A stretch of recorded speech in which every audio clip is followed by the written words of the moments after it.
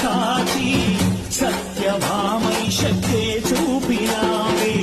నరలోక భారాన్ని భూదేవై మోసి చాటి లేని సహనం చాటినావే భద్రకాళి నిన్ను శాంతపరిచేందుకు రుద్రనేత్రుడు శివుడైన సరితూగునా బ్రహ్మకు మేధస్సు విష్ణుకు తేజస్సు నీ పదధూళిని తాకవచ్చనట బ్రహ్మకు మేధస్సు విష్ణుకు తేజస్సు నీ పదధూళిని తాకవచ్చనట